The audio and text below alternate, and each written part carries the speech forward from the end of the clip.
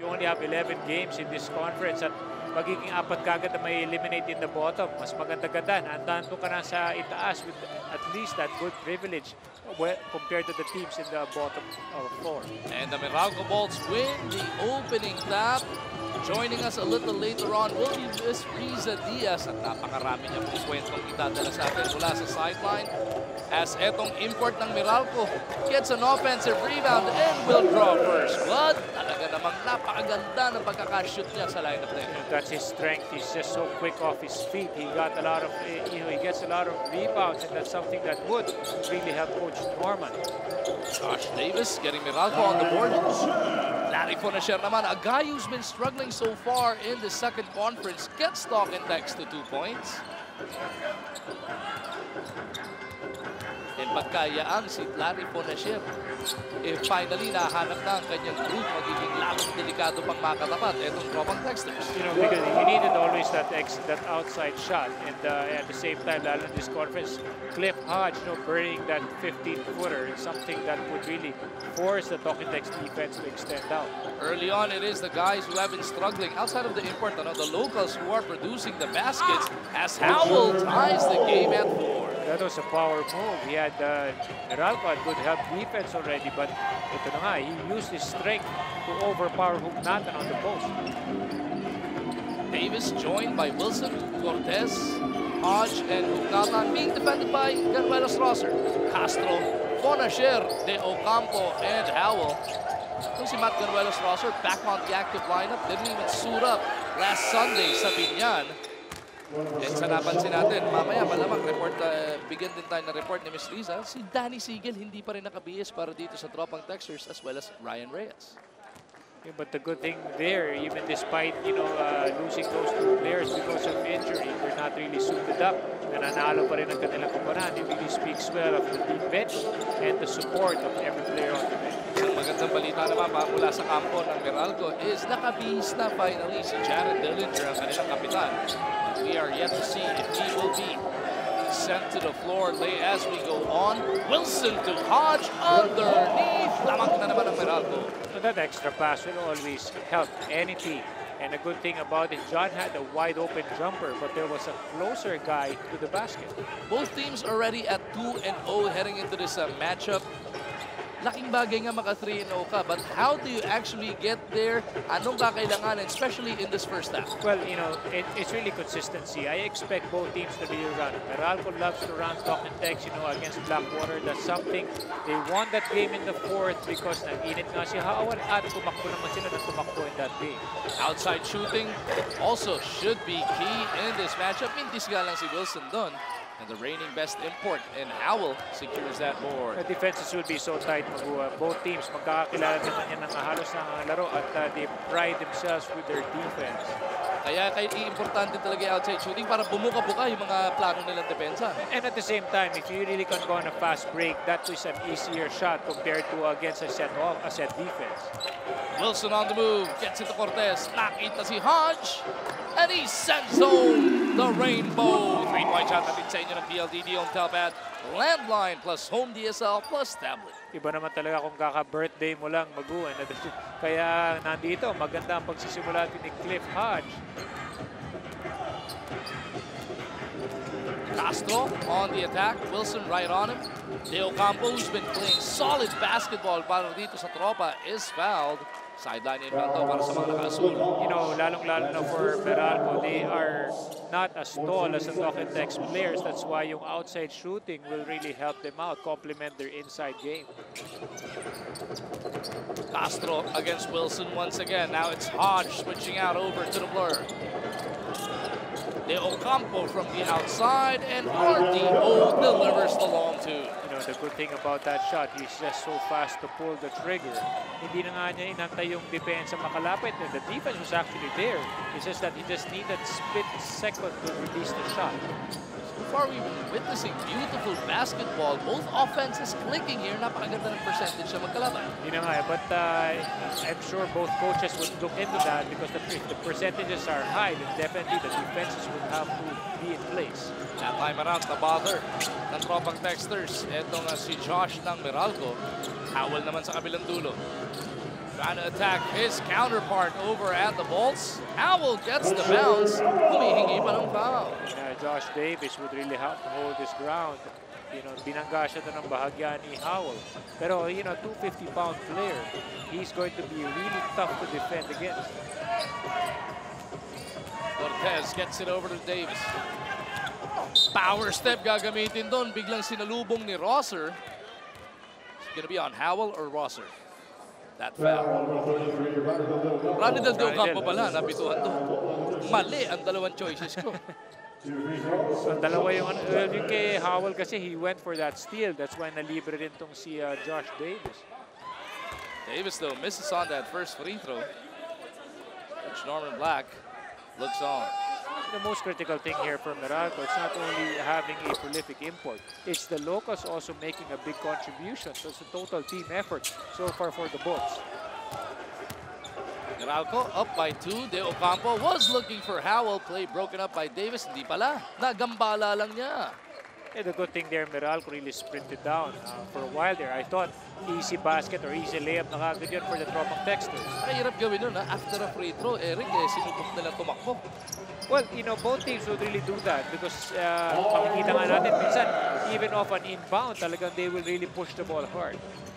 Cortez makes it another 4-point spread for the Bolts. De Ocampo may tangan, gets it over to Funashier. Larry to Howell, kontra dito kay Hugnata. Davis lurking in the paint. De Ocampo looks to make him pay. Couldn't send home that long one. Hodge over to Cortez, forward pass to Wilson. Cortez surveys, unleashes one. Mike Cortez lights it up. Another 3-point shot natin sa atin ng PLDT home Telpad. Landline plus home DSL plus tap. He's playing really great. Mike Cortez hitting shots from the outside. And the most important thing, even when they played, I believe it was Ginebra, maganda rin yung kanyang pag-orchestrate ng kanilang opensa. 15-8. Nakalahati na po ang quarter number 1. Talk and text trailing Meralco by 7 points. Merong foul na nasilip doon sa rebound play which should send us into our first timeout. Sa amin pong pagbabalik, makakasama na natin at makikita si Miss Riza Diaz. Injury update tayo mga kapatid sa mga naghahanap kay Ryan Reyes para sa Talk and Text Tropang Texters. Mukhang matatagalan pa. March pa daw inaasahang babalik si Ryan due to an Achilles injury. Samantala si Danny Sigel medyo mas maaga. 2 weeks daw ang aantayin natin bago siya makarecover sa kanyang hamstring injury. Ang bad news tonight, wala ring Aaron Aban dahil nilalagnat. Pero ang good news, ito nga nakikita natin si Matt Canuelas naglalaro na. For the Meralco Bolts, maganda ang ipinapakita ni Mike Cortez. Nagbabalik from an injury at maya-maya lang makakasama na rin natin si Jared Dillinger na handa na rin daw maglaro. Ang pinakamasaya si Coach Norman Black dahil sa wakas healthy na ang kanyang mga manlalaro and they are on gunning a 3-0 start if ever mangyari yan, Magu. First time yan sa kanilang prangkisa.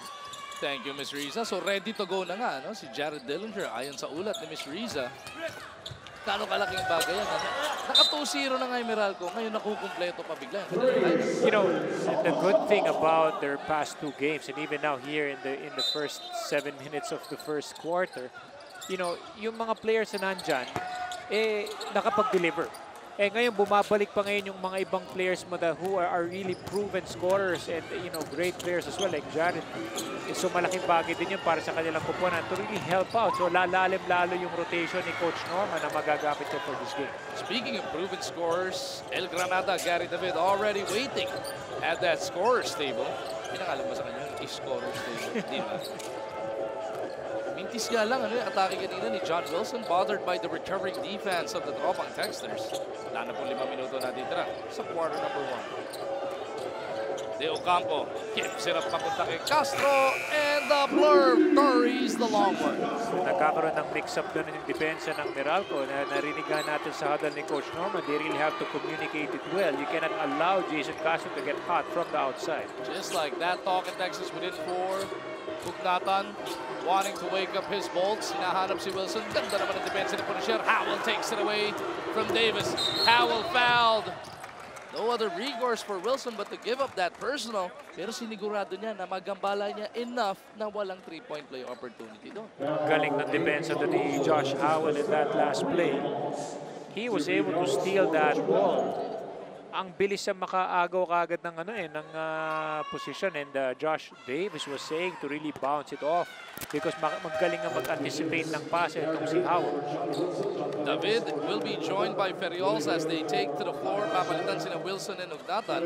Sa kabila naman, it is going to be Kevin Louie Alas and Willie Miller, two completely different generations of Letra Knights coming on to the floor. But both are still very effective, and even like Kevin played great in the Blackwater game, and even Willie's been very consistent in the past 2 games, even in the actually the rain or shine game. So maganda yung mga ginagawa ng both former Letran players. So meron na mga henerasyon na inabot natin sa Letran. Ako kay Kevin Louie Alas na lang napanood ko. Ikaw kay Willie Miller. Hindi. Kay Jing Ruiz pa ako eh. Yun lang. Kay Lakay. May isa pa, Robert Ruiz. Okay na nga kay Willie ka nanood. Ikaw naman, oh. Sinasalo na kita ng konti. Wala na. The truth is, shall set you free. Ayan. 15-11 nasa ating talaan. Great to see Willie Miller back in the PBA, and he gets the stop on Gary David. Si Gary, parang ano ba naman yan, Kosa? Hindi mo man lang pinalusot. You know, it's great to see Willie, but it's even better to see him play well. You know, yun ang pinakamaganda doon because everybody thought that, you know, the former MVP, hindi na nga sila maaasahan talaga to really score and deliver the goods. But look at the minutes that he played and the effectivity that he had, katulad ng ginagawa ni Kevin Alas. Two-time MVP pa yan, si Willie Miller, as Kevin Alas brings talk and text to within 2. Jai Reyes, best player of the game nung nakaraan para dito sa Meralco. Misses, but Ferriols is there for the putback. May bonus free throw pang parating para dito kay John. Sa tinagal-tagal ng laro ni John Ferriols dito sa PBA at sa mga iba pa niyang liga nilaruan, you see the effectivity and the consistency of this guy. May konting-konting minuto lang naglalaro, minsan halos wala pa. Pero kita mo, pag ginamit siya, he will get you offensive rebounds and he'll be very productive for your team. Hodge troops to the bench. Sean Anthony pinasok dito ni Coach Norman Black. How about Jai Reyes? Speaking of guys who are making a comeback to the PBA, lanang team to actually, kinuha siya doon sa draft ng Kia as Willie Miller buries that one. Pero hindi naman siya nabigyan ng kontrata. Pero ito si Jai Reyes, linabas pa yung pinakamaganda na laro sa kanyang comeback kontra dun sa Kia. Oh, yun na nga. He just needs that break. And every player that you see here in the PBA and even in the D-League, pag nabigyan mo talaga ng break yan and they deliver, that's a big confidence booster for them. So it's all about confidence. That's like what Jai Reyes just did.